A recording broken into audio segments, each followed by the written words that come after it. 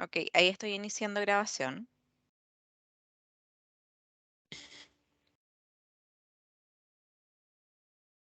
Ahí sí, perfecto. Bueno, Jesús, tú eres el gerente de Responsible Care en Feike y también eres relacionado con logística, ¿cierto? Sí, soy director de transporte y logística, sí. Perfecto. Tiene harto que hacer, Jesús. Sí, perdón. Bien. Seguimos. Oye, Jesús, bueno, yo creo que podemos dar comienzo, Jesús. Muchas gracias. Ok. Como decía Cintia, Jesús es gerente responsable Care, logística y abastecimiento de FEI, que es la Federación Española de Industrias Químicas, una asociación eh, química, digamos, como ASIQUIM, obviamente guardando las proporciones. La industria química española es mucho más grande que la chilena y tienen una asociación, por tanto, más grande, más fuerte, que además es parte de las asociaciones de la Comunidad Económica Europea. Entonces, más allá de eso, digamos, tienen toda esta experiencia acumulada en los años de trabajo, ¿no es cierto?, de la industria química española, y la idea, ¿no es cierto?, es que Jesús ahora pueda contarnos un poco cómo han enfrentado los distintos escenarios de crisis que han tenido antes, ¿no es cierto?, la industria española en términos del el uso eficiente del agua, y también la situación actual, pues. Así que agradezco enormemente, José, la disposición que tuviste de participar en esta reunión y te dejo para que nos cuentes un poco este tema. Muy bien. Oye, pues muchas gracias por vuestra invitación. Nosotros aquí en Feike, el programa del Responsible Care, como iniciativa voluntaria generada en Norteamérica, en Canadá, desde el año, desde los años 80. Nosotros en el año 93 comenzamos con todo este, bueno, pues gran iniciativa. Empezamos con muchísima energía y, lógicamente, en aquellas épocas recuerdo que la ISO 14001 era la referencia obligada. Estoy haciendo un poco de arqueología e historia ambiental, industrial ambiental, ¿no? Entonces la 14001 era la referencia. Todavía no estaba implantada plenamente en el sector industrial español. En el químico ya comenzaba a avanzar y, bueno, pues para nosotros siempre el tema del recurso del agua estuvo presente como un aspecto ambiental dentro de lo que era 14001, ISO 14001. Un aspecto ambiental más a considerar, con sus indicadores de actuación, con sus logros, sus metas, la reducción del consumo considerado como elemento, como recurso natural. Y entonces, bueno, esa fue la primera piedra de toque. Posteriormente, bueno, ya sabéis que durante los últimos años la producción, voy a llamarlo así, producción legislativa, ambiental, que nos ha ido alcanzando en la Unión Europea, ha dejado ese ámbito de iniciativas voluntarias, con un espacio es una habitación con un espacio mucho más pequeño. Y hemos sido, bueno, pues hemos sido asediados, se puede decir, por un montón de normativas. Lo que ocurre es que esas normativas de mejora del agua en cuanto a cantidad y a calidad siempre se han enfocado en lo que es el agua como vehículo de contaminantes. Nosotros tenemos reglamentariamente, tenemos unas mejores técnicas disponibles para todos los procesos de síntesis química de carácter industrial más comunes, y tenemos unas mejores técnicas, unas guías técnicas muy farragosas, con mucho, bueno, pues con mucho contenido, que no son prescriptivas ni exhaustivas, ¿no? Y pueden utilizarse otras técnicas, pero esas tienen que garantizar al menos un nivel de protección ambiental equivalente. Es decir, siempre se ha atendido a que el agua es tanto el agua de vertido post procesos industriales, ha estado fuertemente regulada en cuanto a contenidos de contaminantes como fundamentalmente los compuestos de nitrógeno, los compuestos de fósforo y la DQO. Eso podría ser. Las partículas sólidas también podrían ser, oye, pues otra de los parámetros, pero fundamentalmente esa ha sido las restricciones, los mandatos que hemos tenido por parte de la autoridad competente, ¿vale?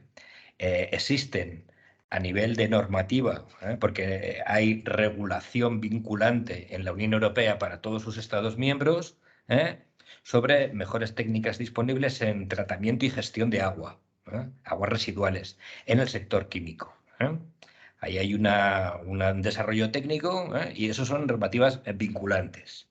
¿Qué ocurre con el recurso agua?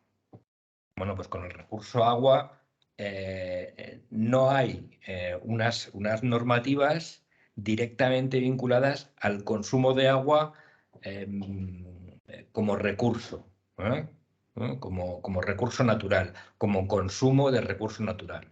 La industria química, pues ya sabéis que tiene una variedad de tipologías enorme. Nosotros, como materias primas, pues no sé, los fertilizantes, pues oye, utilizamos minerales, roca, arena.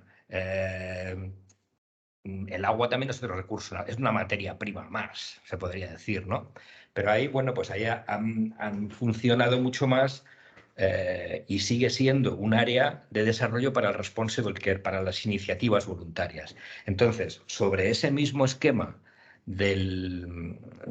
al cual se han aplicado otros aspectos de seguridad, salud y medio ambiente, pues se ha aplicado al recurso agua, con las fases habituales de un sistema de gestión, ¿no? Planificación, procedimientos, implementación, indicadores de actuación, revisión y replanteamiento. Entonces, conforme a ese círculo, pues bueno, pues, oye, se ha hecho con la energía, ¿no? Con la energía se ha hecho así. Entonces, con el agua no se ha llegado a una ISO,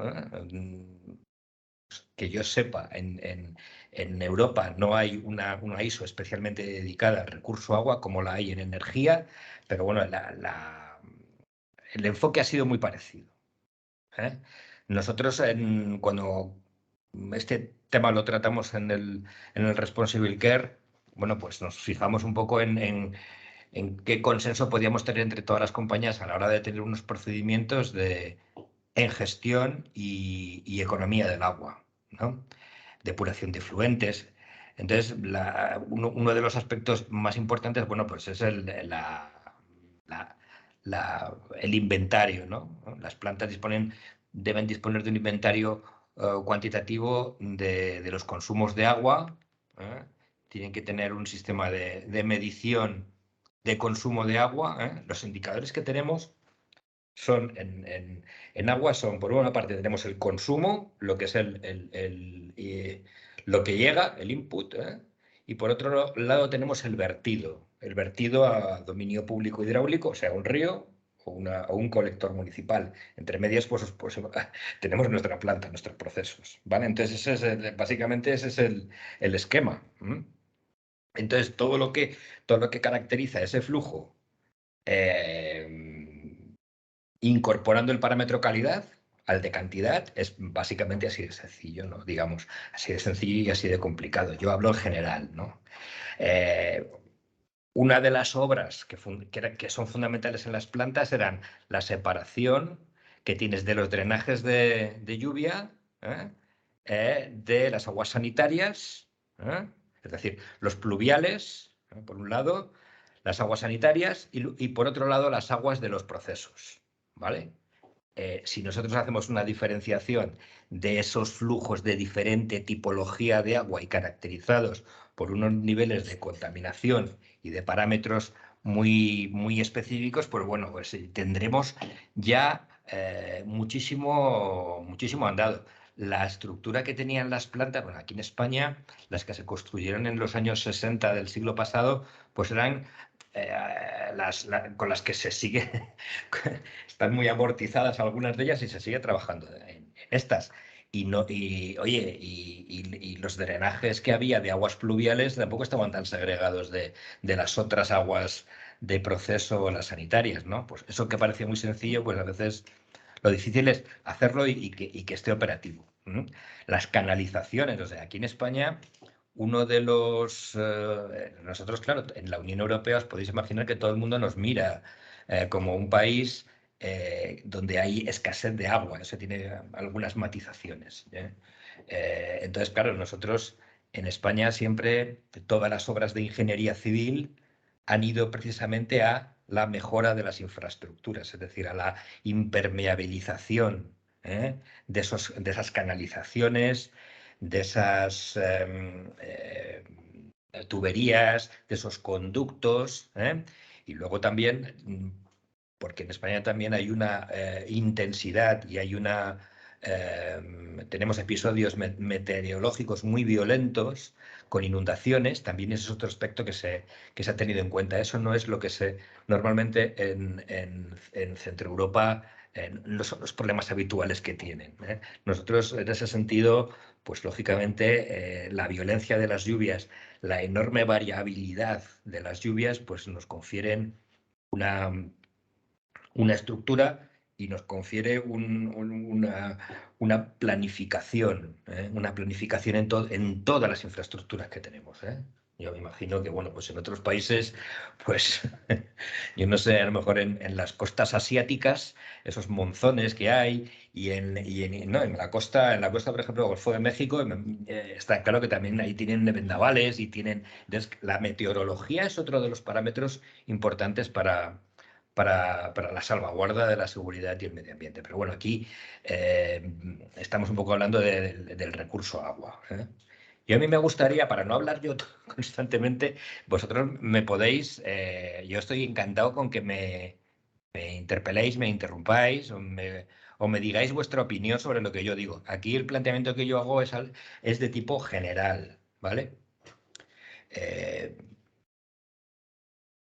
Os estaba hablando de la seccionar cada una de las canalizaciones, ¿no? Cada uno pues lleva su proceso diferente. Y nosotros, pues claro, lógicamente, las aguas industriales no son aguas EDAR. Yo no sé si utilizáis aquí, si utilizáis las mismas siglas, Estación Depuradora de Aguas Residuales. Todas las estaciones depuradoras de aguas residuales de poblaciones, mientras lo que haya viviendo ahí sea gente y no sean otro tipo de animales, pues son sota, caballo y rey. O sea, tienen una misma, la DDO es que es de 400 ppm, la caracterización es muy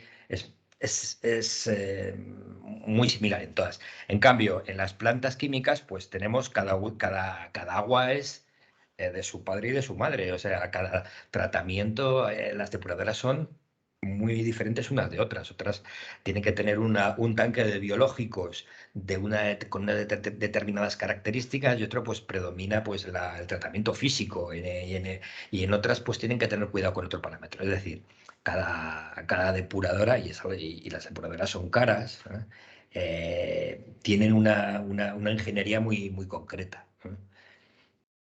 Jesús, pero Sí, lo que entiendo, o sea, solo para clarificar, digamos, cuando las sí, plantas acá se instalan y necesitan agua, se instalan normalmente cerca de un cuerpo de agua superficial o bien sacan agua a napa, digamos.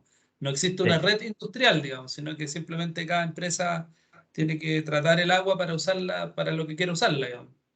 Eso Sí. me imagino En que en España España, en España tú puedes tener una cometida de agua, o sea, un suministro de agua, lo puedes pedir a lo que se llama la autoridad hidráulica.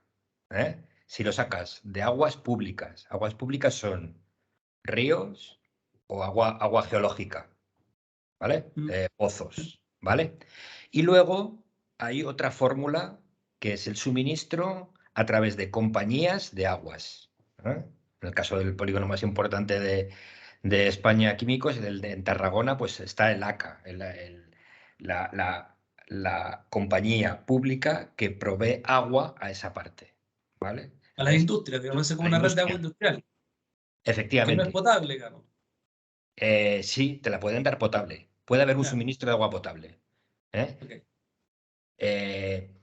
Yo también os comenté que en los años 80 el episodio de sequía que tuvo el polígono de Tarragona fue muy grave, vamos a decirlo. Pero ya esto también es una de las conclusiones que yo saco. Cuando hablamos de un episodio de sequía grave, siempre tenemos que enfrentarlo a las infraestructuras de las cuales tú dispones.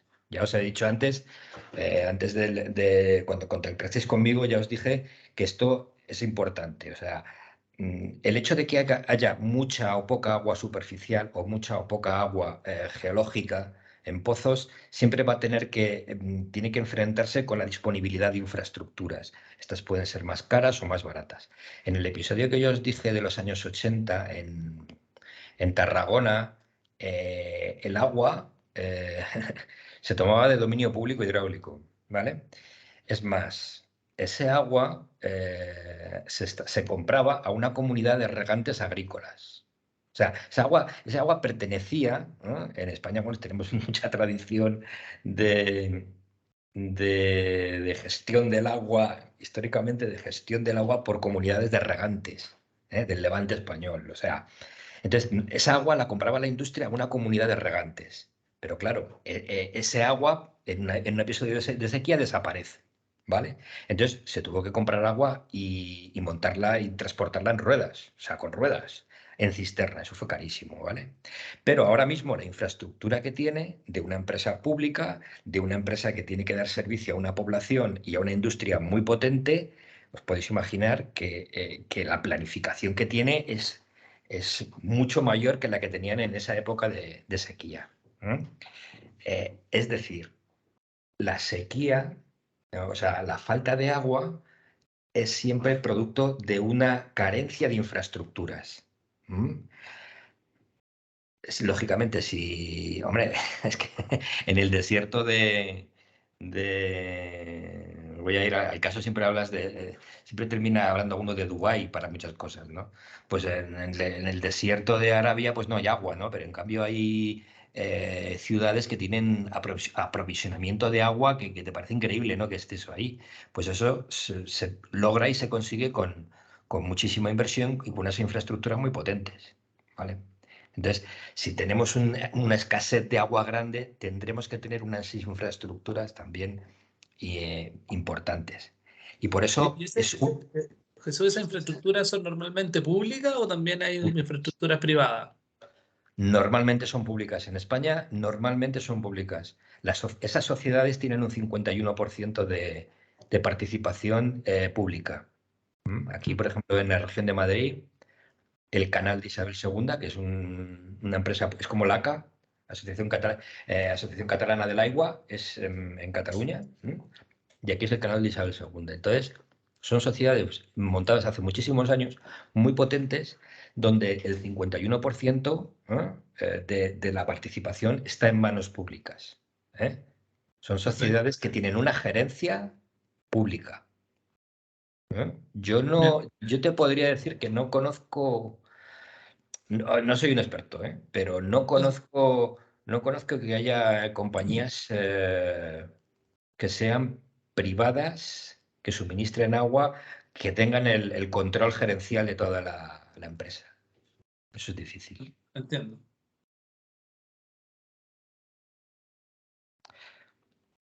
Bueno, otras cosas que nosotros en su momento, pues en su día, apuntamos como procedimientos, como prácticas de gestión en todo este asunto, pues es la medición en continuo de los parámetros antes del vertido final, o sea, tener una medición antes, durante y después.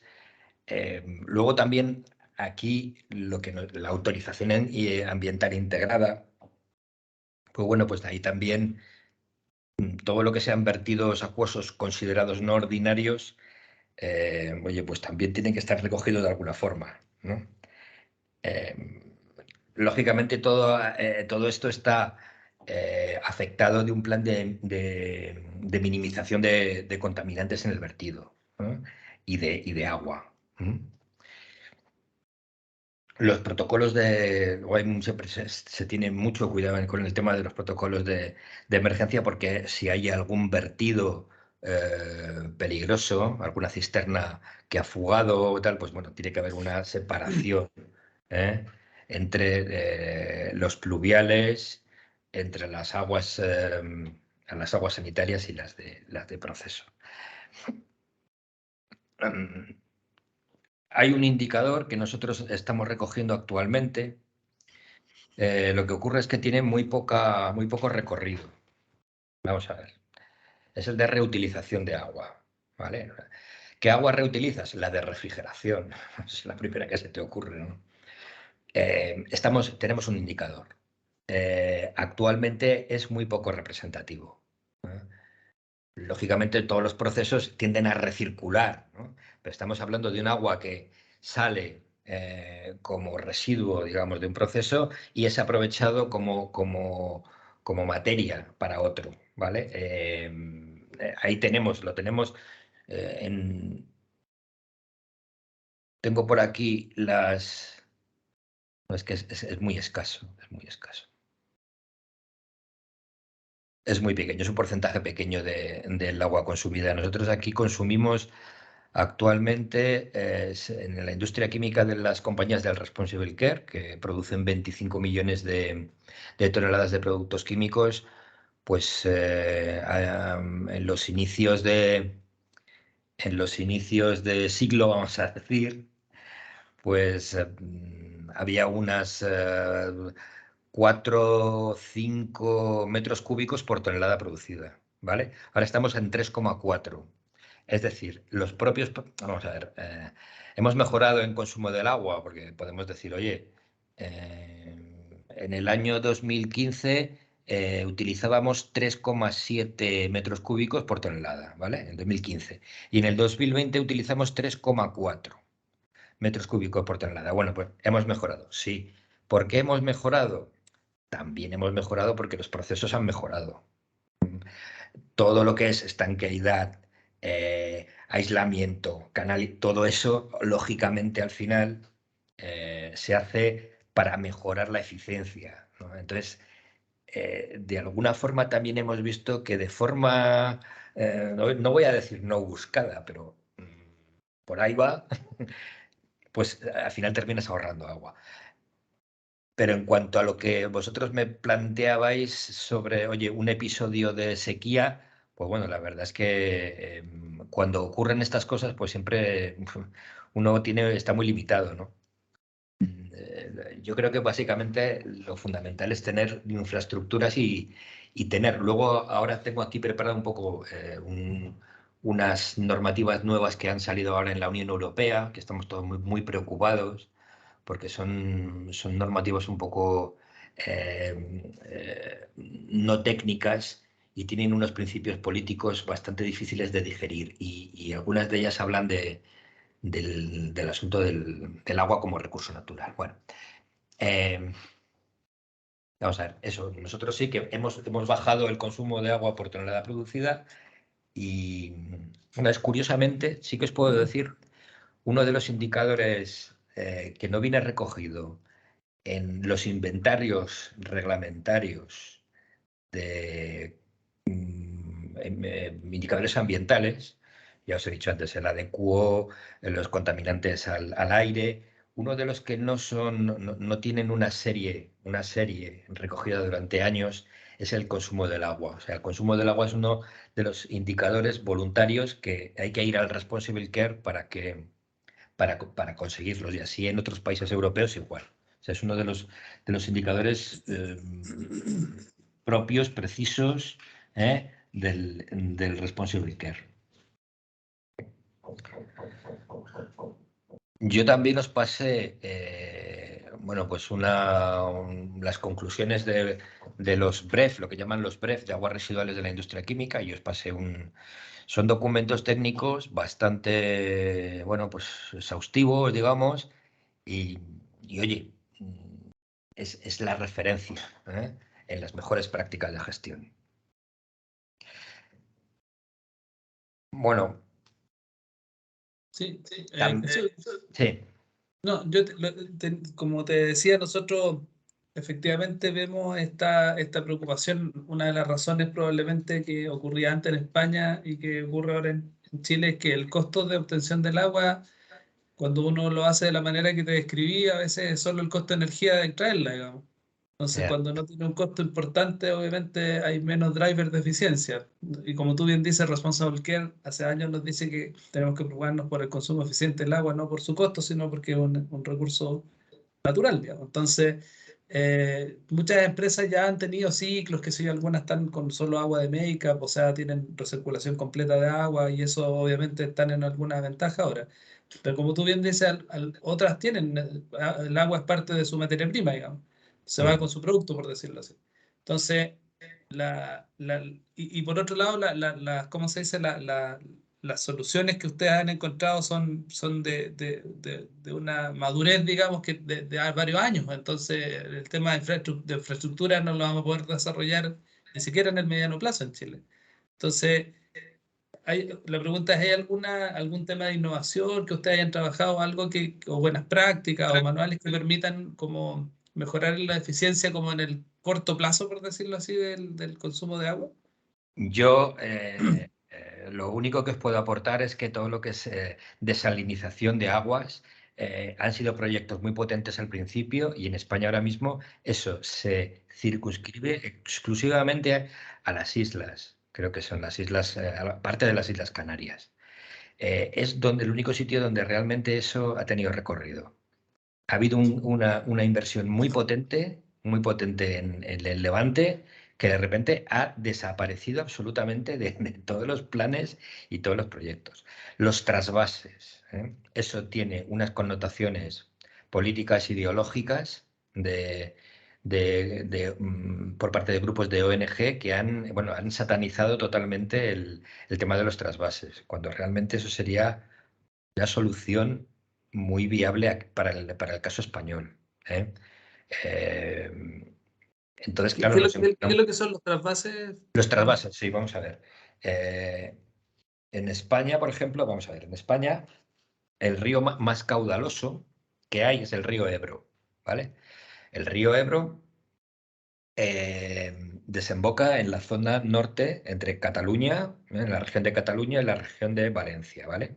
Entonces, hace muchos años ya está planificado, está proyectado un trasvase de agua desde ese río, toda esa agua que se va al mar, estaba proyectado con una canalización, eh,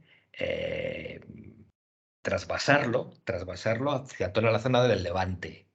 Una zona del Levante que tiene una agricultura muy potente y también tiene un sector turístico pues que es líder, ¿no? Entonces, el agua sería muchísimo más rentable en esas zonas de las regiones del sur de España, estoy hablando de Murcia, de Valencia,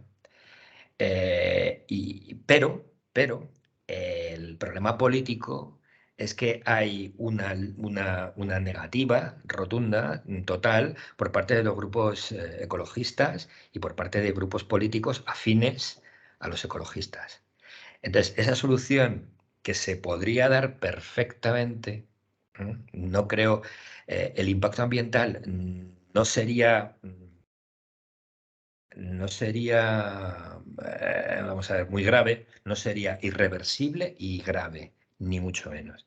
¿Por qué? Porque ya llevamos desde hace más de 60 o 70 años trasvasando agua de ríos del norte al sur. En el caso del río Tajo, ¿eh? Desde el río Tajo hay otro trasvase, una canalización que va hacia la zona de Murcia, ¿vale? Es el trasvase que llamamos, es un trasvase norte-sur, que es el trasvase Tajo Segura. Esa canalización, también por presiones políticas, lo que se pretende es desmantelarse, por razones que no son técnicas. Entonces, claro, nos encontramos con que una solución de ese tipo tampoco se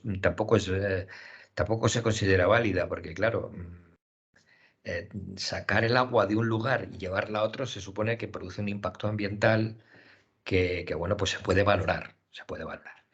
Y depende de quién lo valore, pues puede haber un resultado u otro.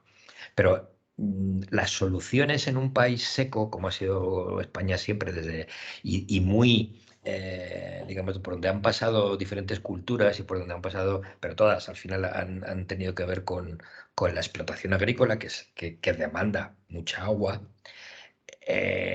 Pues está prácticamente, hay muchas cosas ya hechas, ¿no? O sea, realmente, por ejemplo, en España hay muchas canalizaciones muy antiguas que bastaría impermeabilizarlas solamente para que provieran agua en calidad y en cantidad. Pero son infraestructuras, ¿eh? O sea, todo esto son infraestructuras. En España la política hidráulica que ha habido, por ejemplo, en España es que yo creo que somos el país o llegamos a ser el primer país, la primera potencia mundial de construcción de presas, ¿eh? De embalses. Entonces, claro, nosotros tampoco somos un buen ejemplo en el sentido de que hay muchas cosas que ya se han hecho en infraestructuras. O sea, la política hidráulica de mediados del siglo XX en España ha hecho posible un montón de cosas. ¿Eh? Cosas que nosotros, por ejemplo, ahora en España no nos damos cuenta, no somos conscientes, porque siempre las hemos tenido, ¿no? Entonces no te das cuenta, ¿no? Pero en España yo no sé la cantidad de presas y pantanos que hay muchísimos. Hay una gestión muy intensa del agua, ¿eh? Pero la producción hidroeléctrica, ¿eh? Aparte de la provisión de agua, la producción eléctrica es muy notable, ¿no? Eh, ya te digo, quizá no somos un buen ejemplo de país en el sentido de que todo se ha explotado desde hace muchísimos años, todos los recursos hídricos se han explotado desde hace muchos años. Y la carencia de agua normalmente yo creo que no suelen ser episodios muy concretos y en ubicaciones muy concretas, ¿sabes? No es habitual que en un polígono de industria química o de cualquier tipo de industria en España tenga problemas de suministro de agua. Eso es algo que nos pasaba hace años, pero ahora mismo eh, las compañías que hacen suministro de aguas, yo creo que lo hacen bien, ¿no? Ahí hay una pregunta de Ricardo Muñoz, Jesús. Ricardo, abre tu micrófono, más esto es un formato de reunión, así que... Muchas gracias, Sergio. Hola, Jesús. Buenos días. Bueno, primero que nada, Gracias. agradecerte esta interesante conversación. Mira, antes que se me fuera la idea, quise hacer un comentario y una consulta. Nosotros somos a ver, respecto a las ONG, bueno, qué bueno que no había ONGs en el Imperio Romano, ¿verdad? Porque los romanos se caracterizaron hace 2500 años atrás por llevar el agua a donde iban, y parece que el concepto de trasvase viene en esos tiempos, así que bien por los romanos que no había ONG hace 2500 años atrás. Así que, bueno, disculpen el sarcasmo, pero es que de verdad... Segundo, bueno, en Chile hemos sufrido eso, te doy un dato. Nosotros entre la cordillera, donde se produce el deshielo del río, y el mar, tenemos zonas donde esa distancia es de 200 kilómetros nada más, ¿ya? Y en promedio, yo creo, Sergio, no debe andar muy lejos el promedio nacional, a lo largo de Chile, no sé, 200, 300 kilómetros entre la cordillera y el mar. Y bueno, hace 35 años que no podemos construir una represa que contenga eso. Es que hay estudios por ahí que dicen que en unas cuantas horas la gota de hielo que hiela en unas cuantas horas ya está en el mar, ¿no? Un desperdicio de agua tremendo. Ese era el par de comentarios que quería hacer. Y una consulta, lo quise dejar para el final porque me preocupó mucho el tema de las desaladoras. Tú me dices que en algún minuto fue un boom y luego han quedado ahí las inversiones tiradas. Nosotros estamos, creo yo, iniciando el boom de las desaladoras, entonces muy preocupante tu comentario, y no sé si podrías explayarte un poquito más Sí. respecto a qué es lo que ocurrió con esas grandes inversiones y qué es lo que ocurrió con las desaladoras. Eso era la consulta, Jesús, muchas gracias. Sí. Las desaladoras tienen un consumo energético que no es el que todo el mundo creía. O sea, si las desaladoras hubieran tenido un consumo energético bajo, estarían funcionando, pero lógicamente yo creo que eso va, yo no me lo sé muy bien, pero vamos, con los procesos de ósmosis y tal, eso requiere una fuerza y una energía notable. Luego, segundo, la tecnología que se aplicó aquí en el Levante, creo que es una tecnología de primera generación. ¿Qué ocurre con las tecnologías de primera generación? Pues que no están maduras. Seguramente el segundo intento que se haga sobre eso será mucho más seguro y será más barato, creo. ¿Había algún otro tema ambiental con eso? Qué sé yo, porra, algún otro tema ambiental o era básicamente costo? Básicamente era el costo de la electricidad y el mantenimiento. Vamos, ahora hay desaladoras, de hecho, en el Levante uno puede ir a ver desaladoras que se construyeron con bueno, pues una ingeniería perfecta y tal, y están, bueno, pues son auténticos cementerios no entraron en operación.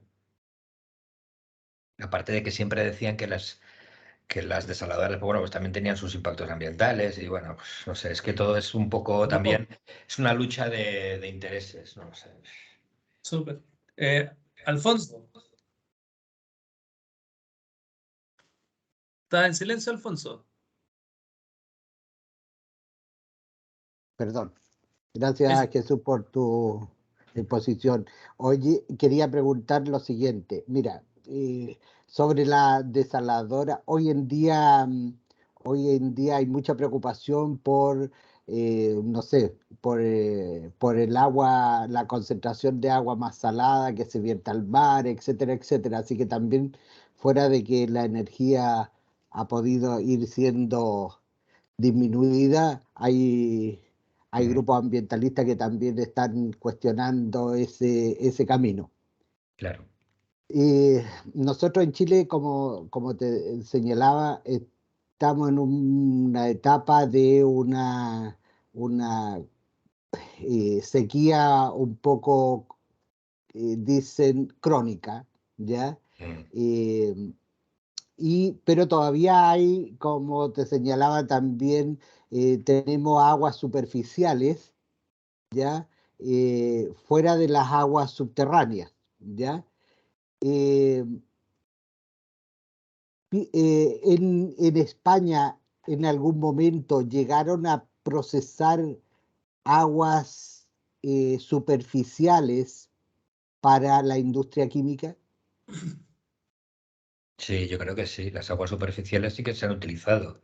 Ahora mismo no sabría decir. Pero no son de tipo regadío, o sea, vienen Sí, con sí, mucho sí, sedimento, se etcétera, compraban etcétera. aquí estas que se compraban a los regantes, o sea, el polígono de Tarragona está aguas abajo del Ebro, entonces se lo comprábamos aguas arriba del río Ebro, entonces sí, se han utilizado de hecho las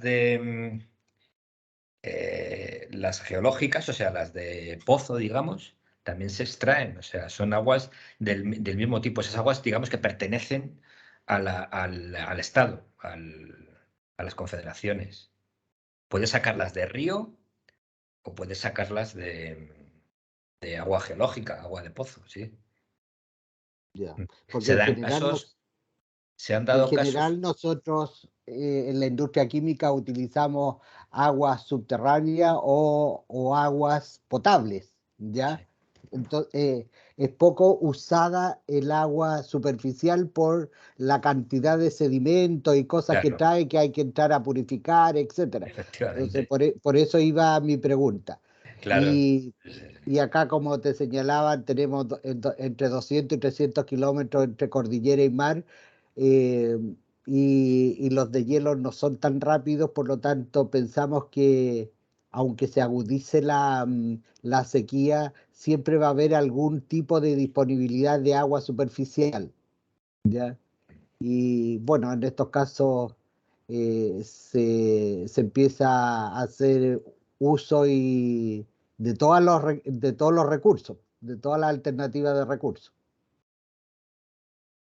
Pero esa era mi pregunta por la agua Sí. superficial. Gracias, Alfonso. Bueno, obviamente cualquier pregunta, todavía tenemos unos minutitos, así que cualquier pregunta es bienvenida. Por lo pronto, ahí, Juan Carlos. Gracias, Sergio. Felicitaciones, Jesús, muy buena presentación. Está muy interesante la experiencia. Una consulta respecto a, lo mencionó por ahí Sergio, la experiencia me parece súper interesante, los consumos que tú mostraste, ¿no? O mencionaste de 5, 4, 3,7, Sí. 3,4 metros cúbicos por tonelada producida. Mi pregunta va más allá. ¿Tienen experiencia en varias industrias, por ejemplo, en el cual el consumo prácticamente sea cero? Porque en Chile nosotros tenemos algunos asociados a Siquim que justamente tienen prácticamente un make-up muy pequeño, prácticamente consumo cero ya de agua. Esto no es reciente, estamos hablando de 10, 15 años atrás. Yo no sé si tú conoces alguna experiencia, algún nombre de Sí. alguna empresa química en España que justamente tenga muy cercano a cero su consumo de agua. Gracias. Bueno, yo te doy una respuesta ahora que dirás, oye, es que es muy obvio, ¿no? Pero es que es lo que yo he visto. Yo no he visto. Yo creo que una empresa de proceso de química básica es muy difícil que tenga vertido cero, ¿eh? Muy difícil. ¿Dónde he visto yo vertido cero? Yo he visto vertido cero vamos, es que es... me acuerdo perfectamente. Es una empresa de maquila de mezcla, que no es exactamente fabricación, hacen mezcla para productos fitosanitarios. Entonces, es una compañía del sector de fitosanitarios plaguicidas que no tiene unos procesos de producción, digamos, potentes o con unos grandes volúmenes. Es una planta química, efectivamente, porque hacen formulaciones. Yo no sé si estas palabras las utilicéis vosotros también, formulaciones, maquila, Sí, mezcla, sí, todo sí. esto. En eso sí que lo he visto vertidos cero. Ahí con un poco de esfuerzo que sé que lo consiguen. Ahora, en una empresa, por ejemplo, aquí en Madrid, cerca de Madrid, hay una que es de materias primas farmacéuticas. Tienen que hacer disolver, todo el coste que tienen de disolventes, es muy difícil que eso tenga un vertido cero. ¿Eh? Entonces, este 3,4, que efectivamente, aquí en este 3,4 está la empresa esta que te digo de Valencia, que tiene vertido cero, y también te puedo decir que también está metida la empresa de materias primas farmacéuticas, que sé que tiene una depuradora, pues que nos la enseña mucho, porque están muy, muy orgullosos de ella, ¿no? Porque tienen un alto nivel de depuración, pero es farma. Están haciendo, Ok. están lavando productos para sacar esencias farmacéuticas. Entonces es que es muy, claro, es muy difícil. En una empresa química de tipo, es muy difícil vertido cero, ¿eh? Me parece. Yo creo que eso sería difícil. No lo sé. Gracias, Jesús. Estoy en silencio. Sí. Depende fuertemente del producto que hacen, el proceso, etcétera, digamos. Claro. Cuando el agua se va en el producto, tú puedes lograrlo, digamos. Ese no es, efectivamente es un tema. Es difícil y todo, requiere harto manejo, pero tenemos efectivamente no, más de un caso de empresas químicas que hacen resinas, qué sé yo, y que efectivamente han llegado a, a consumo cero de agua, digamos, salvo make, como te digo. Así que claro, pero por supuesto otras que usan aguas de enfriamiento o de otro tipo de cosas simplemente no se puede, digamos, es imposible físicamente hablando. Claro. Tal vez la segunda derivada del estudio, y eso a lo mejor ustedes lo tienen, Jesús, es que el agua que usa la industria a veces se devuelve en un buen porcentaje, digamos, por lo tanto no altera el ciclo del agua, que eso es un poco lo que se cuestiona. Lo mismo que el agua agrícola, digamos, se usa, pero después se evapora igual y vuelve al ciclo del agua, digamos. Casi el 90%, digamos. Muy poca es el agua que se va en los alimentos. Y en el caso de la industria también puede ser así, digamos. Entonces eso también es algo que uno puede estudiar como para ver la contribución en alterar finalmente el ciclo de agua, que es lo que finalmente eventualmente puede alterar el ecosistema, digamos. Claro. Nosotros había un caso aquí en el sur de España de una compañía muy potente, enorme. Entonces ellos tenían una extracción de agua subterránea, y ese agua subterránea, bueno, pues tenía no sé, eran bastante volumen de metros cúbicos. Claro, una vez que esa agua la procesaban y la depuraban y la devolvían otra vez a la superficie, pues formaba un auténtico arroyo, es decir, se formaba, digamos, una corriente de agua continua en una zona, no voy a decir desértica, pero árida, vamos a decirlo.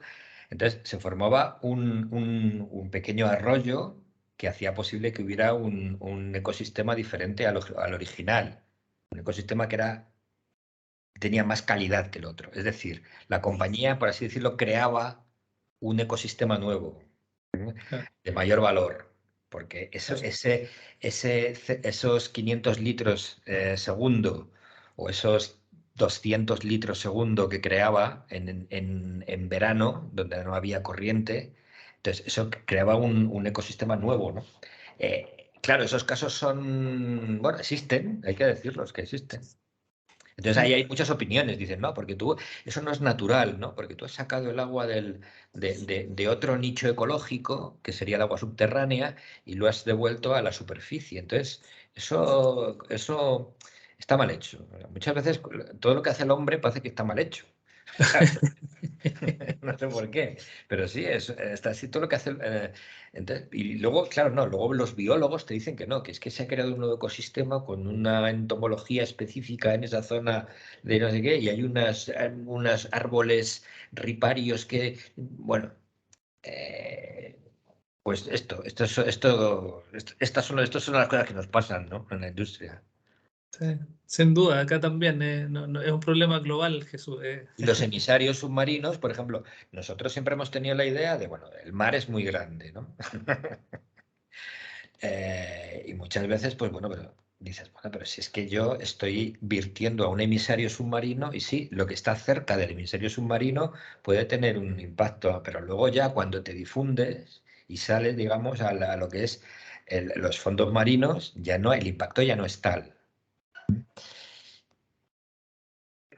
Eso son evaluaciones y evaluaciones ambientales, ¿no? Y hay muchas opiniones, ¿no? Cuando dicen, no, es que esto está muy mal, ¿no? Esto está muy sucio, o esto tiene un color que no me gusta, o el tema del agua también tiene mucho de eso, ¿eh? Mm. Entonces, es que esto es una de las cosas, pues, hombre, por eso es muy interesante, ¿no? Porque como no es muy, no es técnico en el aspecto de que, bueno, pues que hay diferentes opiniones, ¿no? Eso Súper. al final son los stakeholders que tienes al lado. O sea, otra cosa que tenía yo aquí apuntado es, bueno, pues las nuevas normativas que tenemos, o sea, la materialidad. O sea, estamos todo el día hablando de la materialidad. O sea, ¿esto hasta qué punto es importante? O sea, ¿hasta qué punto es importante el tema del agua? Hombre, pues que tienes que analizar, como dice la nueva ISO, la nueva, bueno, pues me parece que ya tiene algún año, ¿no? También nueva. Pues dices, oye, ¿esto es un riesgo para tu operativa? ¿Un riesgo físico para tu operativa? ¿Esto te puede parar la planta? ¿Esto te puede crear un problema de riesgo reputacional? Entonces, ahí es donde tú tienes que enfrentar eso y decir, pues el aspecto del agua o el aspecto de la contaminación al aire o el transporte de mis mercancías tal, puede ser relevante, ¿vale? Y entonces ahí hay dos normativas que yo quería comentaroslas a nivel de la Unión Europea, que son las normativas. Digamos que me voy a alejar un poco del ámbito de seguridad y medio ambiente, ¿vale? Me voy a meter en los temas financieros, ¿vale? Todas las compañías tienen obligación de presentar unas cuentas anuales, un balance auditado por una compañía especializada, ¿no? Los contables. Entonces, es obligatorio a partir de este año en España que las compañías de más de 250 empleados hagan en su balance de cuentas, en su estado económico, haya un informe que llaman de información no financiera, ¿vale? Información no financiera. ¿De qué se compone la información no financiera? Pues la información no financiera se compone de una serie de indicadores relativos a aspectos como el cambio climático, la biodiversidad y se habla también concretamente del aspecto del agua como recurso, ¿vale? Entonces eso ya es una obligación, ¿vale? Hay muchas interpretaciones porque la normativa europea, ante un asunto tan poco concreto, ha aportado una cierta flexibilidad. ¿Qué ocurre? A la hora de aportar flexibilidad parece que, oye, ¿cuál es la información que realmente tengo que reportar? ¿No? Bueno, pues se supone que si estás hablando del consumo del recurso del agua, tendrías, estoy hablando de una obligación. Perdonar porque a lo mejor se me estoy quedando un poco, no estoy concretando mucho, pero yo es que voy a la clave. En los estados, en los estados económicos, en el balance contable obligatorio que tienen que presentar todas las compañías, tiene que haber una sección sobre este tipo de información no financiera. Y ahí hay que recoger unos indicadores. Y los indicadores que hay que recoger sobre el tema del agua, pues son consumo del agua y de qué forma, luego también hay que explicar de qué forma estos aspectos de cambio climático, de biodiversidad o de agua influyen en el futuro de tu negocio, ¿vale? Todo esto luego lo tiene que revisar un externo, es decir, un auditor, que no es comúnmente un auditor de seguridad y medio ambiente, es un auditor, para que os hagáis una idea, es un auditor de una firma, de una compañía que es de auditoría contable económica y que ha desarrollado unos auditores para estas áreas. Fijaros, es un poco los temas de medioambientales y de sostenibilidad que se dirigen hacia el aspecto económico. Esto, la lectura que se está teniendo en Europa, como os podéis imaginar, es la de oye, esto es intervencionismo, ¿vale? O sea, hay una cosa que es la libertad de empresa y os estáis metiendo un poco en que yo, en un informe, diga cómo va a ser la evolución de mi negocio, en la evolución a la reducción de gases de efecto invernadero, en la evolución que tengo que tener a respetar la biodiversidad, biodiversidad y ecosistemas. El CEFIC, que es la Asociación Europea, la próxima semana... Sí, no, el día 19 tenemos un seminario sobre biodiversidad y ecosistemas. Es decir, de qué forma esto puede afectar al negocio. ¿Vale? Dicho un poco así en plata, ¿no? Todo eso depende también qué es lo que te rodea a ti. ¿Qué es lo que te rodea a ti, tu materialidad dentro de tu área de negocio? ¿Dónde está tu planta? Pero también dónde se venden los productos que tú fabricas, ¿no? Bueno, eso es una de las obligaciones. Y luego hay otra normativa también que incide en todo esto. Y es una normativa que apunta a la responsabilidad gerencial. Es decir, me parece que se llama, lo tengo por aquí apuntado, es que son nombres cada vez más complicados. Directiva de Diligencia Debida en Responsabilidad de Derechos Humanos y Medio Ambiente. Vale. Es una propuesta. Es decir, se le está imputando a la gerencia, borrar. Se le imputa, tiene una responsabilidad penal la compañía. O sea, es una directiva que imputa de responsabilidad penal a la compañía. Es un poco extraño eso. Básicamente, lo que te está obligando esta directiva, luego tendrá que transponerse a cada Estado miembro, te está obligando a que tú hagas una especie de dibujo de cuáles los riesgos de tu negocio y tú cómo has considerado los aspectos que te puedan interferir en derechos humanos, en tus relaciones de compañías, tanto dentro de la Unión Europea como fuera de la Unión Europea, y luego cómo tratas y gestionas los aspectos medioambientales. Y uno de los aspectos medioambientales es este también, el del agua. ¿Cómo estás? Con estas normativas, yo lo único que quiero esbozaros es un poco la evolución de cómo estamos viendo esto. Yo particularmente no sé cómo se puede verificar o juzgar lo que una compañía ponga en un informe a la hora de valorar el riesgo de su negocio en relación a esos aspectos que en un momento dado le pueden sobrevenir, le pueden atacar, puede ser un punto de, bueno, pues hay muchos ejemplos de crisis de determinadas compañías por determinados problemas que han tenido en respeto de derechos humanos o respeto del medio ambiente. Y por aquí también nos decían que hay unos sectores más afectados que otros, por ejemplo, el tema del textil, productos textiles y derechos humanos, minería, esos son, pero vamos, yo creo que el futuro también normativo, pues podéis ver un poco hacia dónde se dirigen en todo lo que es los asuntos de gestión del agua. Pero vamos, ya un poco resumiendo, deciros, no se ha desarrollado un estándar sobre gestión del agua, yo no lo conozco. Sé que hay muchas iniciativas. Dentro del CEFIC yo os he aportado, os mandé por correo electrónico dos páginas web, ¿vale? Con iniciativas sobre temas del agua. Pues hay sectores como, yo que sé, pues el de bebidas y espirituosas o lo que sea, ¿no? Entonces ellos han hecho pues una especie de guía, ¿vale? Yo en el sector químico no lo conozco, aquí en CEFIC, en Europa.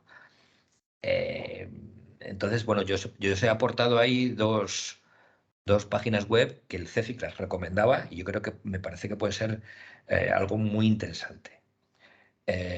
Y por lo demás, bueno, pues esta visión de futuro, ¿no? Sobre que directamente ya veis que voy a decirlo así, que parece que se pone el foco en la sociedad, en la gerencia, ¿no? En la responsabilidad de la compañía, en la gerencia, ¿vale?